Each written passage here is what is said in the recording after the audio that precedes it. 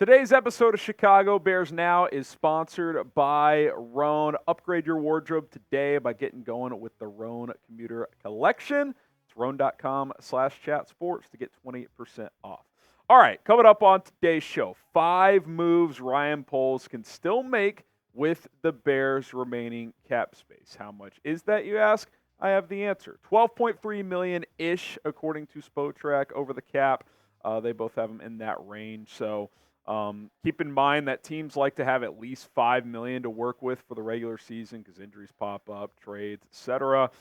So, cut that in half. You probably have $6-ish million to work with at this moment if you are Ryan Poles. But as we discussed on a prior episode, you can add more cap space. If Larry Borom gets cut or if they trade him, that clears over $3 million in cap. If they moved on from Travis Homer, almost $2 million. If Velus Jones doesn't make this team, that's another 1.2. So those 3 maneuvers alone create over $6 million in cap space. So if the real number right now is really in the 6-ish range, you could double that pretty easily by making those moves. So keep that in mind as we go through this video. So what is the next move that you guys think Ryan Poles should make? Like, what's something you would like to see the Bears do, whether it's a signing, a trade, an extension? We're going to cover at least one move in all 3 of those categories here on today's show. You make the call, put on your GM cap here. All right, 5 potential moves here, and we're going to reveal 2 at once here. Sign Emmanuel Ogbah or Yannick Ngakoue. I think pretty clearly the top 2 free agent edge rushers remaining are Ogbah and Ngakoue.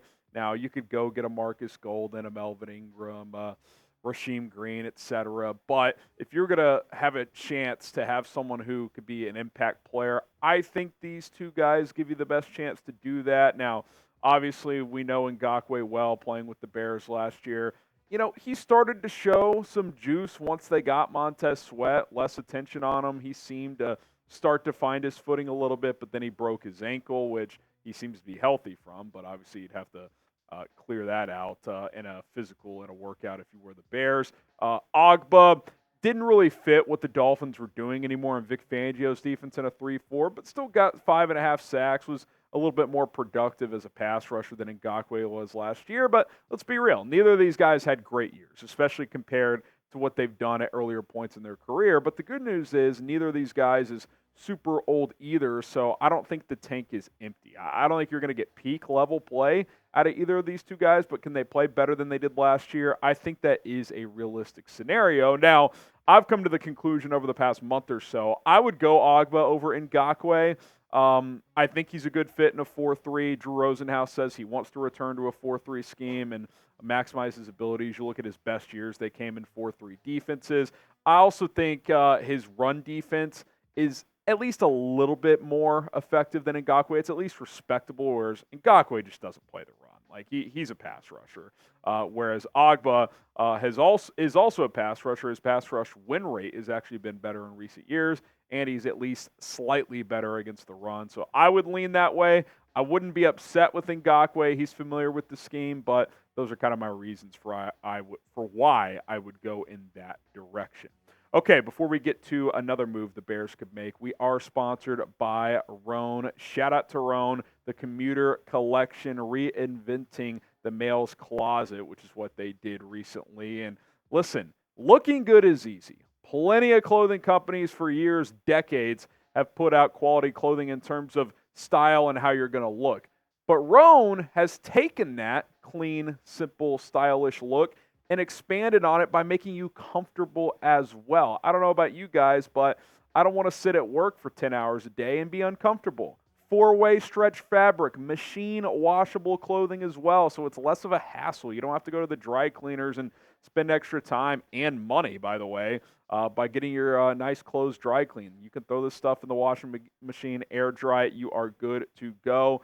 Casual wear, dress wear, they've got you fitted up for whatever you need, and we got a deal for you to get 20% off. Go to roan.com/chatsports. That code chatsports gets you 20% off. It's RHONE.com/chatsports. Whether you're attending a business meeting or you're going to happy hour or playing a round of golf, They got clothes for you, and you get 20% off all of it with code ChatSports. So check out Roan today. Link is in the comments and in the description of this video.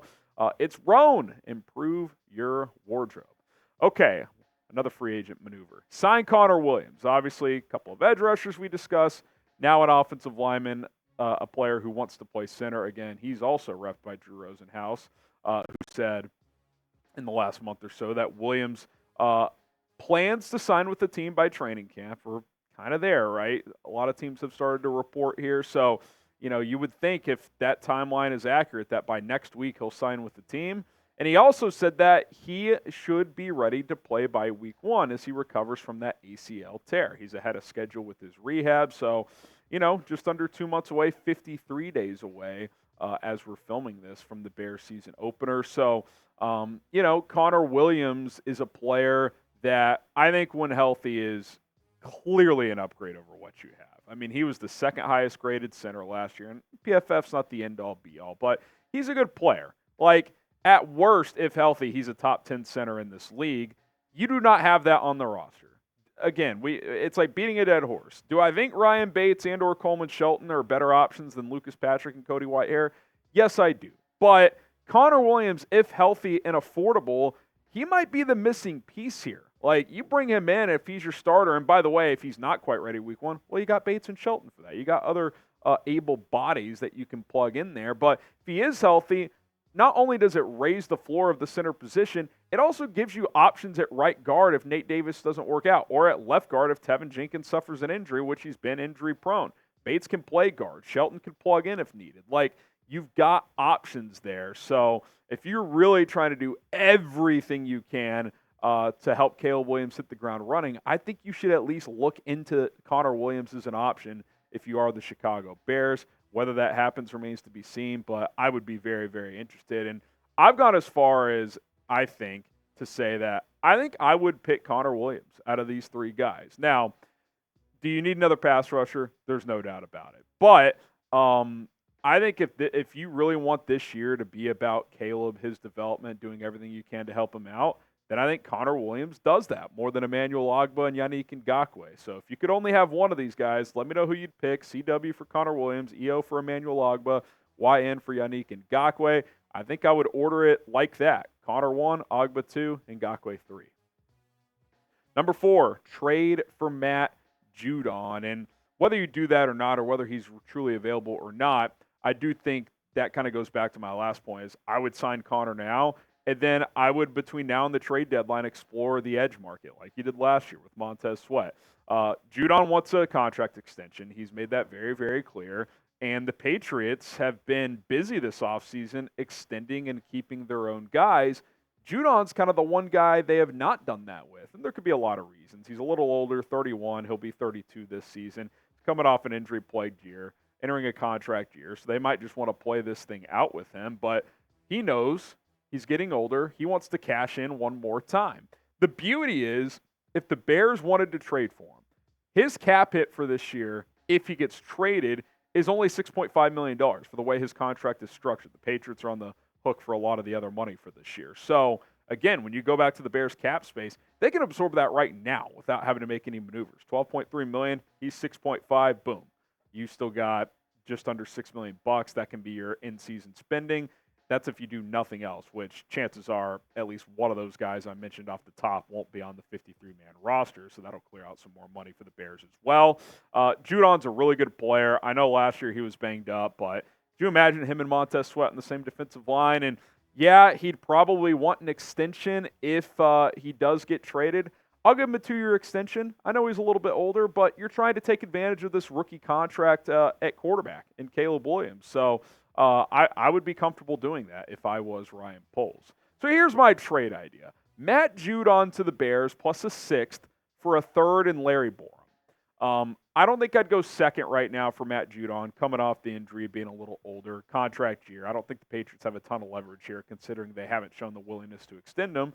But I'd say, hey, Larry Borom, he's on our roster bubble. You guys have O-line issues. He can help you guys out. He could even push for a starting job there, based on how bad their tackle situation is. Patriots do need that offensive line help. So I think it could be a win-win. New England might say, hey, we're going younger. We love Matt Judon as a player, but We don't want to give him a massive extension. Throw us a third-round pick. We'll throw you a sixth along with Judon. We'll take Larry Borom off your hands to help us out, and call it a win-win and move on there. And you could sign me up for that all day long.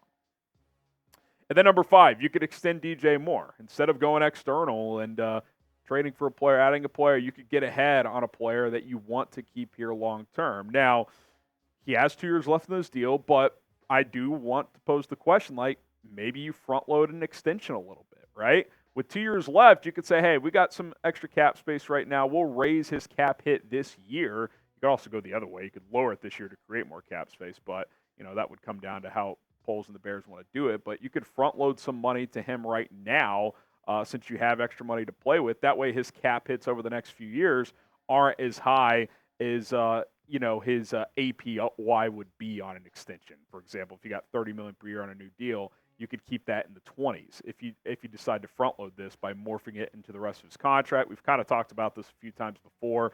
One of the most team-friendly deals right now in the NFL, making $16 million over the next 2 years with the Chicago Bears before he's set to hit free agency. So you could say, Harrison, why did you do that? You could just play this out at least one more year. Yeah, you could, but the price is only going up for receivers, right? Like, it's not going down. He's not going to get Justin Jefferson money, but if I'm DJ Moore, I'm pushing for $30 million per year. Like, why would I not do that? I think I'm better than Jalen Waddle if I'm DJ Moore. So I at least need 28.5 if I'm Moore and his agents, his representatives. But again, if you morph a 3-year extension into his remaining contract, you could kind of add it up, and it could be like this. It could be $25 million per year from a team resources standpoint. But from the player standpoint, why I think this could be a win-win is that DJ gets 3 years and $96 million, or 3 for 93. So typo here, $31 million per year, between 31 and 32, which is, again, more than St. Brown, et cetera. He'd be third, fourth highest paid guy, APY. But for the Bears, it morphs into a team-friendly 5-year contract, right? That's a win-win because the players just want the headline of, hey, I'm getting $32 million per year on an extension, whatever the case may be. But these teams want to allocate resources properly, which is why if you get ahead of this and morph the remaining 2 years into a 5-year deal, that could be really beneficial for Ryan Poles and the Bears moving forward. So what do you guys think? Should the Bears extend DJ Moore right now? Type Y for yes, type in for no. I'll continue to say if they could work something out, I think it would be a great success, but because what if DJ just goes nuclear with Caleb Williams? I mean, that price is only going up, and then you've lost one of the years on a team-friendly deal where you could have just extended him now to morph it into a bigger deal. I would like to see them do this. I don't know if they will, but that is something I would look into if I was the Bears. All right, appreciate everybody for tuning in. More to come here on Chicago Bears Now, so be sure to subscribe and turn on notifications. Training camp is arriving. It's here, and we're going to have you covered, so see you soon.